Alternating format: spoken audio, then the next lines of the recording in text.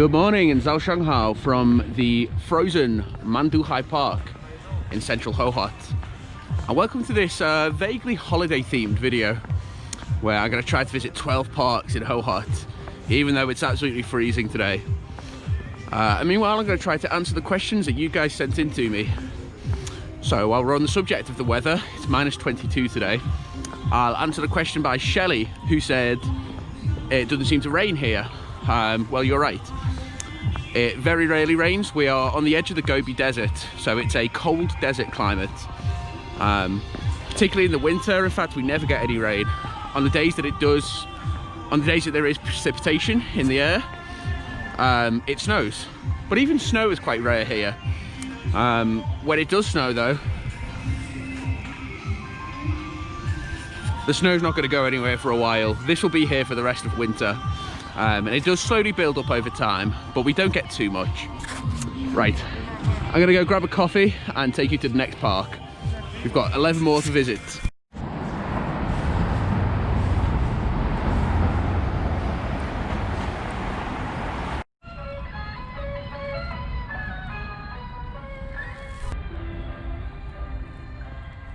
This is my former local park. I used to live in the apartments just over there.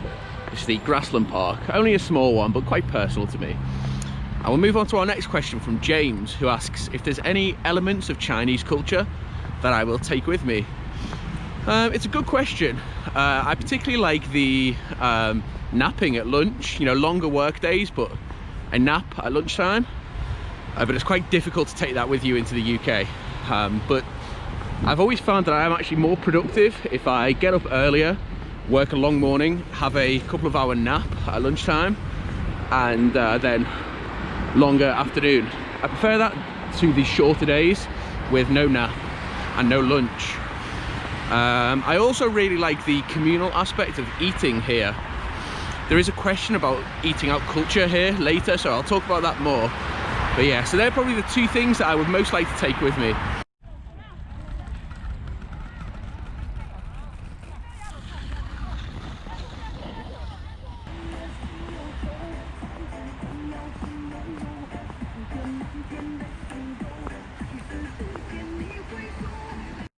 And quick fire, just next to the Grassland Park, is the wonderful Silk Road theme park.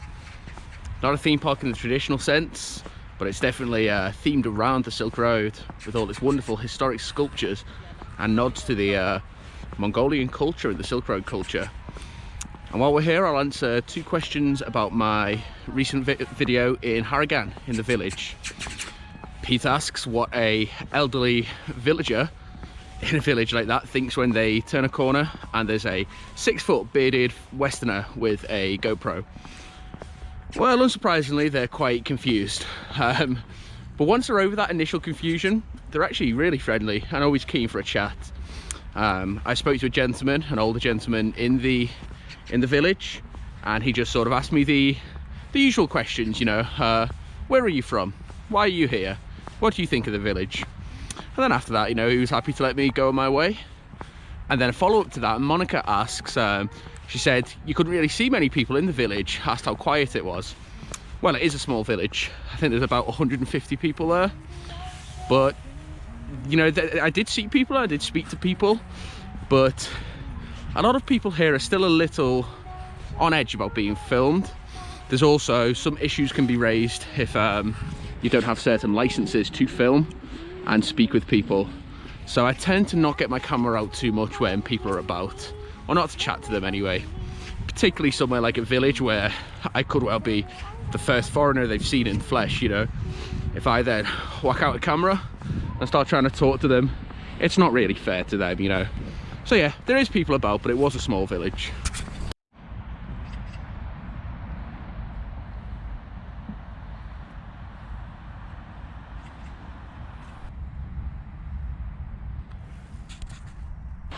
The sun is out in the modern east of the city, near to where I work actually, the Dong'an district. I guess it's what we would call the central business district in Europe. Behind me, as far as I'm aware, is the party headquarters for Inner Mongolia. So we'll take a nice light one while we're here. Lucy asks me what do Chinese people eat for Christmas? Well, Lucy, this isn't a Christian country, so Christmas is not so important. The equivalent of Christmas here would be Chinese New Year or Spring Festival. On Christmas Eve, it is tradition to give an apple to someone. It's a play on words on the name for Christmas Eve here. So, and also there's a big shopping day on Christmas Eve. But Christmas Day, it's pretty run of the mill. It's just a normal day. Last year, I ate some chomian, what we would call chow mein, and drank some Mongolian beer. So not a traditional Christmas.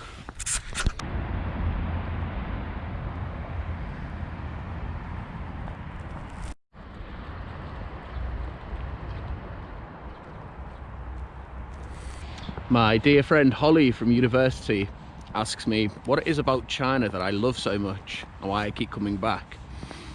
Holly, it's a really tough question to answer because there's so many answers. I love the history, I love the ancient history, the dynasties, and I love the modern history. I find it incredible that there's still people in this country who were alive during the revolution, the communist revolution. So I find that fascinating. I love the future of the place. You know, this is a country that's really, you know, on the precipice of change. It's right at the forefront of the world. It is slowly but surely going to become the strongest economy in the world and a real major force globally. And it's a country that's, you know, seeking and pushing out to the rest of the world, while my country feels like it's trying to isolate itself as much as it can. So I love that, and I love the fact I'm here as that change is happening, and in a city like Hohhot where I can see that development, you know, in front of my own eyes, seeing fruit sellers on horses pulling carts next to huge bank headquarters. I love the people. You know, a country is nothing without its people, and the Chinese people are some of the most, you know, friendly and hospitable people I know. But I think the real answer for me is the fact there's always something here to surprise me. Every day, you know, I see something that just blows my mind. I love seeking out the extreme and seeking out things that are so different to what I've known my whole life. And China is the place to do that, really. And I think once that stops happening for me, that's going to be my time to go, I think.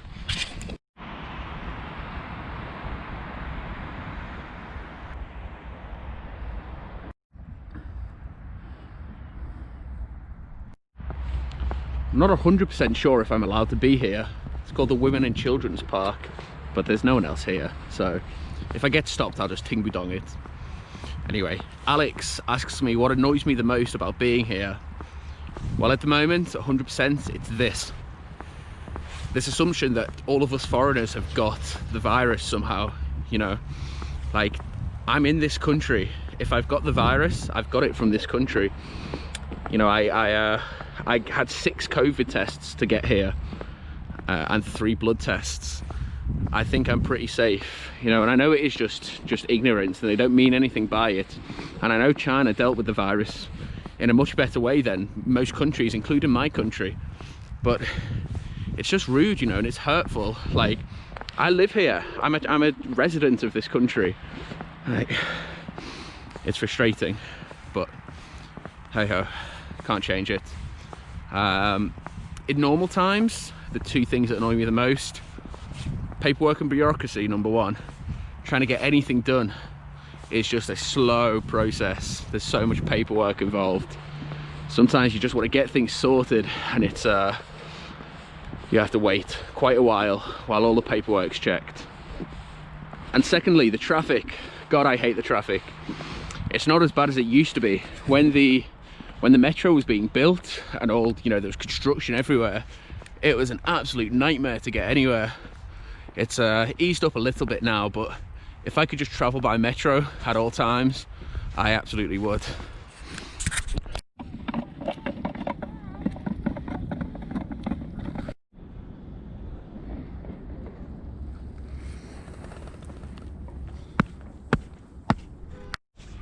Well, we've covered 16 kilometers on foot this morning.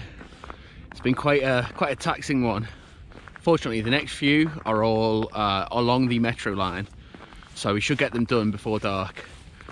Starting here on the frozen lake in Qingcheng Park in Hailiang, out to the west, the main shopping district. And let's talk food. So Pete wants to know what the eating out culture is like in China. Well, for starters, lunch is your main meal. You eat more at lunch than you do at dinner. And it's a communal experience generally. You often sit around a table and you order for the table. It's like a lazy Susan, so the food is on a rotating table basically.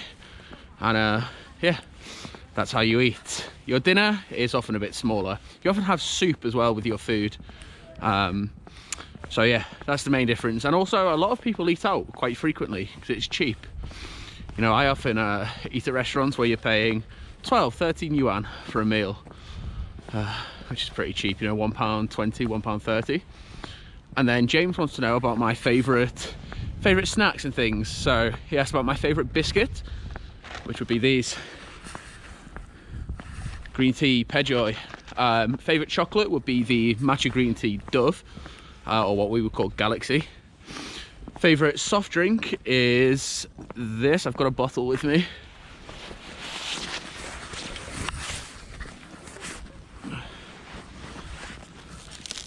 This is my favourite soft drink. It's a honey iced tea, but it's not too sweet. Really refreshing, a great hangover cure. And on that subject, favourite beer is Sengor.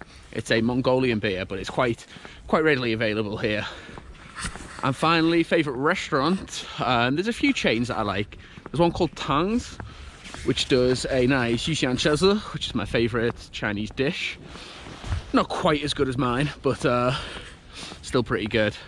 There's also Tofu Fang, which is a like sort of cheap, almost canteen place, but for the price, it's pretty decent, and you have a nice selection there. And there also used to be a ramen place, a Japanese ramen place called Asjian, but I don't know where that is. The one I used to go to is gone. I know it's a chain, so hopefully I'll find another one. They do this mushroom ramen, which is really good.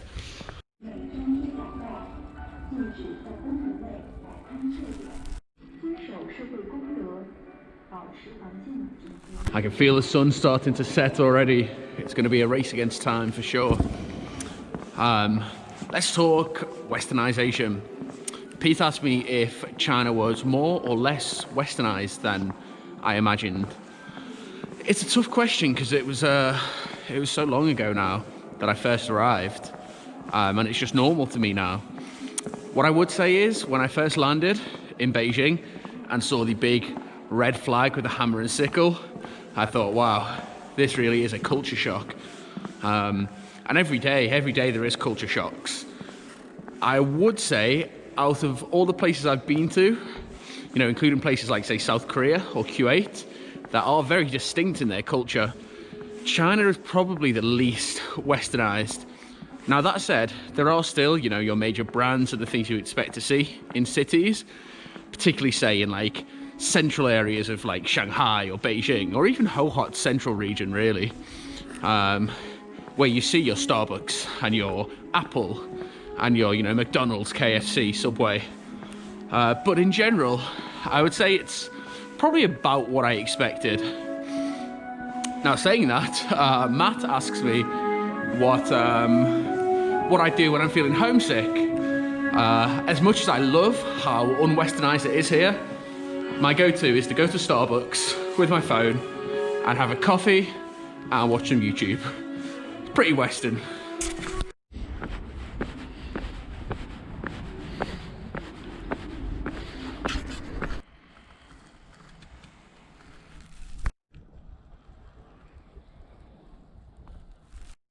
Right, the Altai theme park, and it's 4:30 and the sun's already setting. I don't think we're going to get it finished before the sun goes down, but hey, we'll stay out after dark. Emily asks, what's the pet culture like here? Well, to be honest, not much different to at home. Lots of dogs, lots of cats. I met my friend Lauren's little baby cat, Guai Guai, the other day. Very cute. I went for a meal with some friends and they brought their dog along. Yeah, pretty similar to back home. I will say there's quite a lot of stray dogs about, particularly on the back roads and in the villages. And it's one of the worst things about visiting the villages because they always bark and they always look pretty rabid. And Monica asks, what are the views on British people here? I would say generally quite positive. I think we are thought of a bit better than the Americans. I hope I've not offended anyone saying that, but you know, with the current political situation, I think once people find out you're British, they're a bit more keen to sort of have a chat with you. Stereotypes of British people, I think, are pretty similar to the rest of the world outside of Europe. I think they sort of assume that the guys are gentlemen, you know, your typical Brits that you see on TV, really. Not the stereotypes Europeans have of us, which are as drunken yobs. You know, fortunately we've got the American stereotype, the stereotype the Americans have. So yeah, generally pretty positive. Quite interested to talk about British culture, particularly if I mention I'm from Merseyside. They will talk about football as well, and the Beatles. So Merseyside's two greatest exports. On the subject of views of British people, there are occasionally some negatives, not so much on people, but occasionally about the country. There was one situation once when I was teaching, and I mentioned I was British, and a student told me, "Oh, my mother said the UK is bad." I said, "Oh, how come?" And they said, "Well, you took Hong Kong from us." But generally, you know, I've been asked about the Hong Kong situation a couple of times, and just the best thing to do is just say, "Oh, I don't know anything about it, nothing to do with me," which is true, you know, it's nothing to do with me.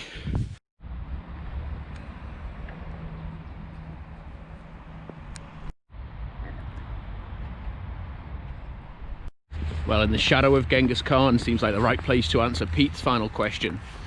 Ever the cultural theorist, he wonders about the difference between the Han and the Mongolian culture. I would say they are pretty distinct. Now look, we're in the capital here, you know, there's very few nomads living in these high-rises, but the Mongolians are fiercely proud of their history and of their culture, of their language, of their, you know, traditional songs, and of course of Genghis Khan. You can always tell when you're speaking to a Mongolian because Genghis Khan will come up within the first 3 sentences without a doubt. I think there's a lot done in Hohhot to preserve that Mongolian culture, you know. You see the language everywhere. You see places like Genghis Khan Park, where we were before, Genghis Khan Square, where we are now.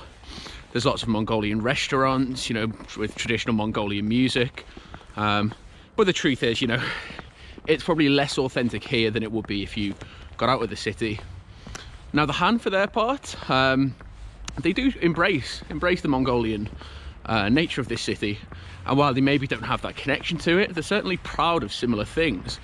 Quite proud to be from this region that was built on farming, really.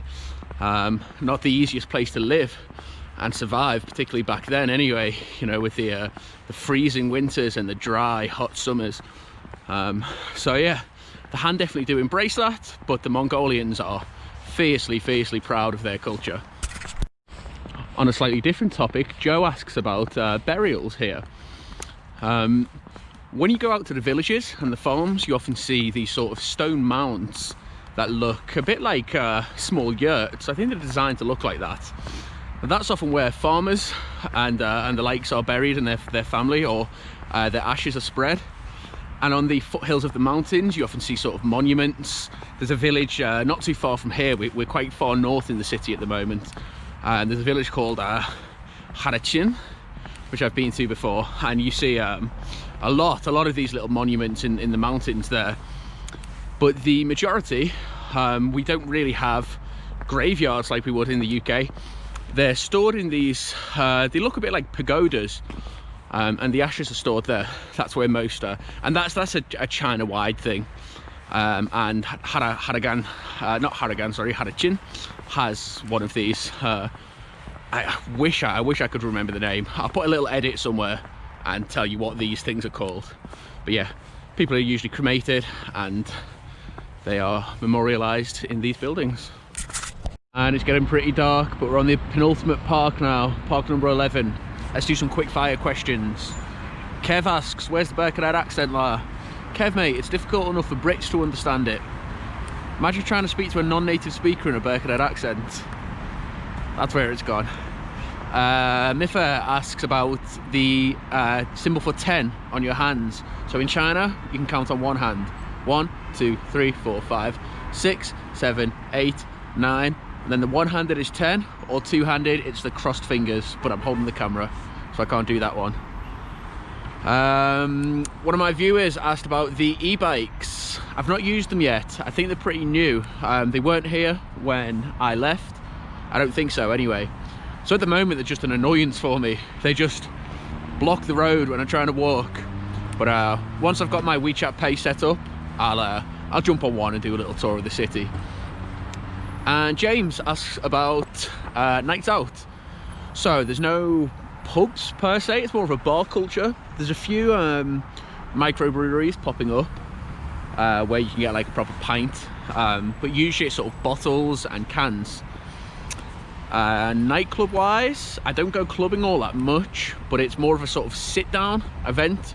You get a table and you order a drinks package, a bit like, you know, the VIP that we would do in the UK, but that's just sort of the norm. In the past, it used to be great because there was not so many foreigners, so clubs wanted to get foreigners in to look cool, so we get free drinks all night. And the most go-to drink is whiskey and iced tea, so I've had some terrible hangovers with that. Quite often after a club or after a pub, you go to karaoke, to KTV. KTV is great fun, really. You just get your drinks in, you pay for your drinks package, and if you reach a certain point then the room's free, which is great. And they're not too expensive, and it's always a good laugh. And quite often there's sort of all night barbecues, so quite often you can go for barbecue at the end of the night. Right, back onto the metro for the last park. We can do this, come on. 28 kilometers walked, 37,000 steps, 9 hours outdoors, and we've done it. 12 parks on just one coffee and a croissant and some green tea Pedjoy. I don't want to set foot in a park for a while, but we've done it, all for Christmas. And I'll finish with 2 more questions from Steve and Naboo. To both of you, I say, grow up. You know what you did, you know what you asked. Have a think about it. And we're done. No more parks. I'm gonna go and get some food and rest my legs. Thank you for sticking with me. Thank you for the questions. Thank you for all of your views and your subscriptions and your comments. And I'll see you all at Christmas. Merry Christmas. Happy Hanukkah. Happy Kwanzaa. Whatever you're celebrating this year, you've earned it, really. Stay safe, but have fun. And I'll see you soon. 再见 from Hohhot.